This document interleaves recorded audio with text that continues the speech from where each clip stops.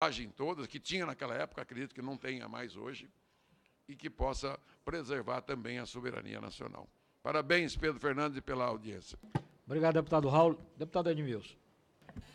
Eu vou destoar do meu amigo Raul, porque não basta dizer que, em tese, soberania é inegociável e usar o raciocínio liberal de estabelecer acordos internacionais como se fossem negócios. Soberania e negócios são pares de uma contradição inconciliável. Há um território e há um uso do território complexo.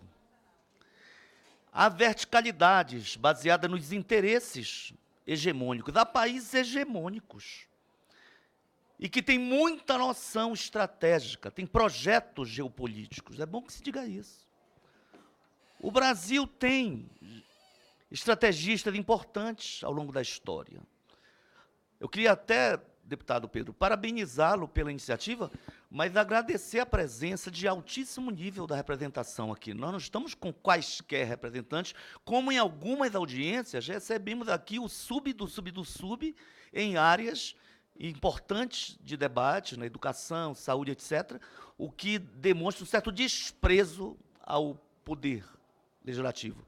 Então, a presença aqui dos convidados, elas demonstram o respeito das instituições ao Congresso Nacional, que é a casa que aprovará ou não um acordo. Claro que temos que confiar. O Itamaraty me dá até uma tristeza, sinceramente, com a indicação do futuro chanceler brasileiro. Pelas suas manifestações, já recentes após a indicação, confesso que me entristece pela história do Itamaraty, a qualidade do trabalho do Itamaraty, o compromisso com a soberania e o compromisso com o princípio da solidariedade internacional. O Brasil é referência na defesa das soberanias, inclusive da sua, do respeito aos direitos humanos, não é? E as nossas Forças Armadas, elas podem ser homenageadas através de um Mário Travassos. Qual comandante pode-se dar o direito de não ler a obra de 1918 do capitão Mário Travassos, Projeção do Poder Territorial Brasileiro? Mas eu poderia citar recente, aliás, me parece que é da aeronáutica também, o Dark Costa, que é um grande pensador, aliás, professor da ESG, me parece, um grande pensador, com a sua tese de doutorado, ela mostra, inclusive pelo poder de consumo dos países do Cone Sul, o quanto nós somos realmente uma potência em potencial. O quanto ameaça realmente as estratégias neocolonizadoras, a possibilidade de os países do Cone Sul, claro, inevitavelmente, sob influência brasileira, que é a maior potência, o quanto isso significaria para restabelecer relações mais justas em termos comerciais, para um país que passa por um processo de recomoditização, reprimarização econômica. Então, os países cêntricos e países emergentes, que são potências hoje, como a China, têm muita noção estratégica, têm projetos geopolíticos. Nós não podemos dizer, em hipótese alguma, e aí trata-se de confiar nas instituições, mas, em tese, poder refletir sobre os riscos. Pensemos no tema de salvaguardas. Há interesses e interesses postos. Pode ser que não nos interesse assinar um acordo que, por exemplo, não nos permita transferência. Vamos dar um exemplo da China e da Ucrânia. São acordos respeitosos, ainda que a China tenha um projeto avassalador de uso dos mais diversos recursos territoriais pelo planeta, ainda que o Brasil tenha dado passos, a meu ver, que comprometem, em parte, e constrangem a nossa soberania, basta ver o apagão proporcionado pelos linhões de transferência dentro do SIN, do Sistema Integrado Nacional, ocorridos há cerca de 6 meses, o prejuízo bilionário que deu ao Estado brasileiro. Por quê? Porque nós temos sob controle de um país que tem noção estratégica como a China, que eu nem acho que seja comunista, nem como alguns dizem, socialismo de Estado, mas não é o caso de debater aqui o que representa aquela formação socioespacial. O que é importante é que é um país baseado numa economia de mercado, onde o Estado tem um poder e um grau de centralização absurdo, não é? E que, por ter noção estratégica, bate na mesa. Fala com autoridade e não aceita restrições e trata simetricamente um ditador como o presidente dos Estados Unidos, porque, a despeito do que representa a democracia norte-americana, que é o que tem talvez de mais aperfeiçoado no mundo capitalista, mas o atual presidente é fruto das incongruências daquela democracia, que é um exemplo. É reconhecido até por Noam Chomsky, que é um homem de esquerda, um pensador de esquerda, que a democracia norte-americana é realmente o que tem mais avançado. Agora, ao mesmo tempo, elegeu-se um presidente com menos votos do que a derrotada e um truculento que desrespeita e afronta a própria democracia do seu país. E tenta impor ao mundo, de forma autoritária, a sua visão de mundo. Mas quando trata da China, agora teve que recuar sozinho. Aí a imprensa toda subalterna divulga que, afinal de contas, houve uma flexibilização, uma retomada das negociações e a suspensão das tarifas. Mas o Trump não decide pela China.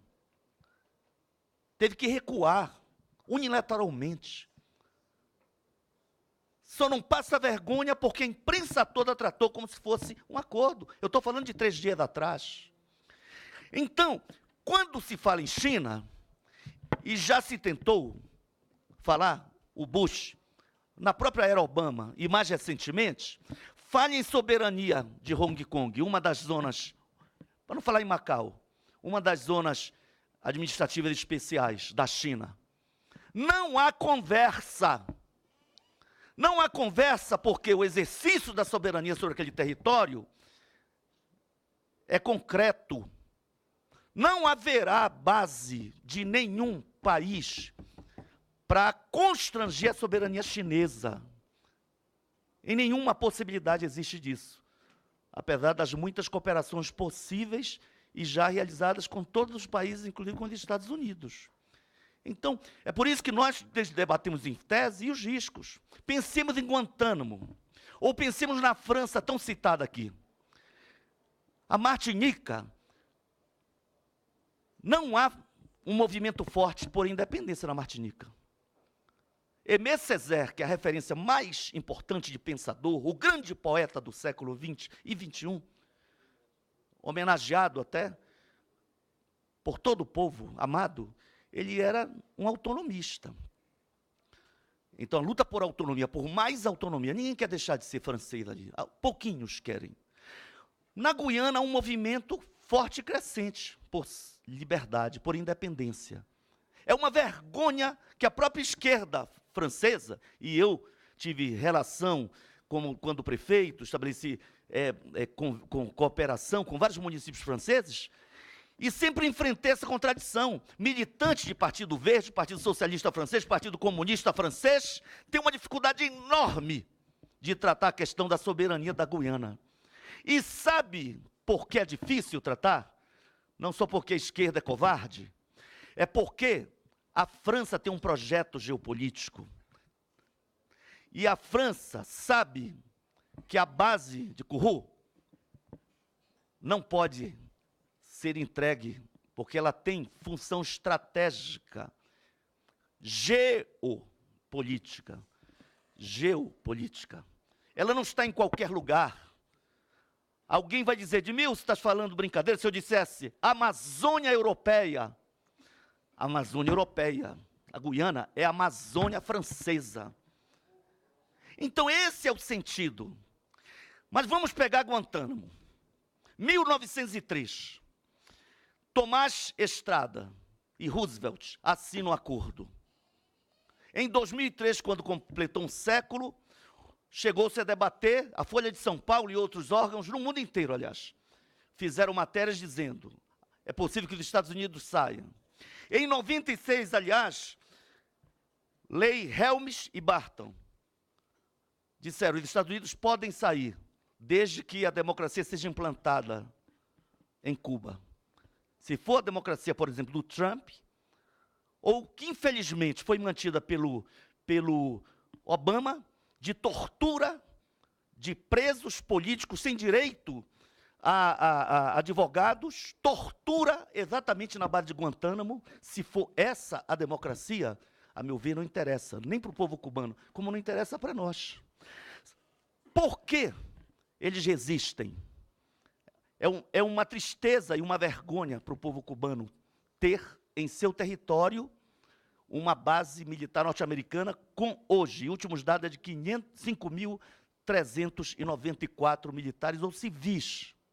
Aí o acordo, o deputado Raul foi embora, eu sei que ele tem atividades, inclusive, da reforma tributária, não é um desrespeito, mas o acordo que eu quero homenagear aqui a memória de Valdir Pires, o acordo que, de forma subalterna e antissoberana, o Fernando Henrique queria impor, inclusive sem debater neste Congresso Nacional, era um acordo vergonhoso. Todos os temas respondidos pelos convidados aqui, com a concordância de que são perigosos ao país, estavam lá totalmente liberados. Por exemplo, não se trata aqui de Ferrari ou outro veículo, não quero lhe constranger, não, nem é uma ironia, porque é área de tecnologia espacial e área militar também. Então, uma base, quando um acordo diz que um container pode chegar, e a autoridade brasileira, inclusive o presidente, as Forças Armadas brasileiras, não podem ter acesso, para quem conhece a tradição norte-americana, alguém pode duvidar de que ogivas nucleares, de que mísseis de grande alcance não chegarão nesses containers? No momento em que a gente disser não queremos mais o acordo, é possível? Então, é realmente necessário fazer acordos sem prazos, ou, não estou dizendo que esteja sendo discutido isso, porque em Guantánamo não estabeleceu-se um prazo. E essa é a desgraça. Mas na China, Hong Kong voltou. E tentou-se criar uma psicosfera desfavorável à soberania chinesa. Mas nas últimas eleições, a vitória foi favorável à manutenção do controle chinês. E não sairá. Só porque a população foi transferida para lá, grande parte, e garantiu o resultado eleitoral, mas também porque, com uma potência bélica, atômica, com esse sentido de soberania, não se brinca. E a China não vai abrir mão de parte do seu território, nem das várias regiões autônomas, nem das duas zonas administrativas especiais. Para concluir, deputado. Eu vou concluir. Com Cuba não se pode ter o mesmo resultado, por um motivo simples. É um país pobre, pequeno e sem condições de reagir. Talvez reaja, por conta do preparo de grande parte dos cidadãos, como, por exemplo, um país em crise, com fome e desemprego como a Venezuela. Quando se fala que alguns bobos falam em invadir a Venezuela, hoje nós seríamos massacrados na Venezuela, pela quantidade de militares e a quantidade de civis em arma treinados para defender a soberania do país, independentemente da crise e das desgraceiras que estão ocorrendo naquele país. Então, em nome da soberania, essas preocupações, eu fico feliz de ouvir. Agora, realmente, exclusividade de uso. Com a China, nós começamos com 30. Na montagem do primeiro super satélite nosso, com mais de quase 2 toneladas, 60 chineses vieram para cá. Hoje é 50%. Então, nós estamos discutindo salvaguarda e transferência tecnológica. Eles continuam salvaguardando o que lhes é intocável. Mas sabem que, para ter um acordo com o Brasil, precisam ceder. Ou então não vale a pena entregar o nosso território, correr risco de quem entrar depois de pegar a chave e dizer não quero sair. Porque não se trata de Alcântara, mas se trata. Não é toda Alcântara, mas se trata. Não estamos tratando aqui de jurisdição completa, como no caso de Guantánamo, mas pode se tratar com uma potência bélica como a dos Estados Unidos, de tradição imperialista, pode se tratar. Tanto que já há uma pressão para ampliação da área da base atual, nós sabemos. Há um conflito com as comunidades quilombolas e tradicionais e ribeirinhas do Maranhão, nós sabemos disso. O conflito é tanto que a Comissão de Direitos Humanos, amanhã já manda uma comissão para o Maranhão para ver. E já é fruto desses debates que sequer foram assinados entre os dois países e muito menos ainda debatido e aprovado pelo Congresso Nacional. Mas ações já são tomadas para ampliar o alcance do acordo e viabilizar uma ocupação condizente com interesses que não são só nacionais. Então, eu não sou principista contra acordo, inclusive contra os Estados Unidos. Eu acho, no entanto, que nenhum acordo pode ser subalterno. Nós temos aqui o Uruguai com 3 milhões e poucos mil habitantes. A capital tem menos habitantes que a minha cidade, que é Belém do Pará. Mas trate-se com o governo e com o Estado uruguaio de forma subalterna. Pode ser o Brasil com 208 milhões. Não terá correspondência, porque é um país que tem exercitado uma noção de soberania, tem desenvolvido uma visão de projeto estratégico, de uma geopolítica, ainda que saiba da sua fragilidade bélica, de um país pobre, periférico e com uma população tão restrita. Eu queria agradecer, dizer, me desculpe, eu falo sempre desse jeito, Você é porque tem mais deputados mas de forma, aí. infelizmente, eu acho que tem um debate, a presença de um brigadeiro aqui que dá assessoria especial ao Estado-Maior é de fundamental importância. Eu penso que teses como de Meira Matos e outros de estrategistas têm que ser retomadas, porque nós podemos dialogar com o mundo todo, inclusive com as grandes potências, mas realmente os riscos daqui, ponderados e respeitosamente respondidos, com a concordância de que são riscos, eles não podem vir em forma de acordo para ser consolidado nesta casa, ou haverá muita resistência. Realmente, tem coisas que eu, pessoalmente, prefiro perder o mandato do que aceitar que passe por aqui. Muito bem. Então, muito obrigado. Obrigado, deputado, a sua contribuição é valiosa. E eu aproveito e recomendo aqui o livro do Rubens Recupero, que está muito bem a formação do Brasil aí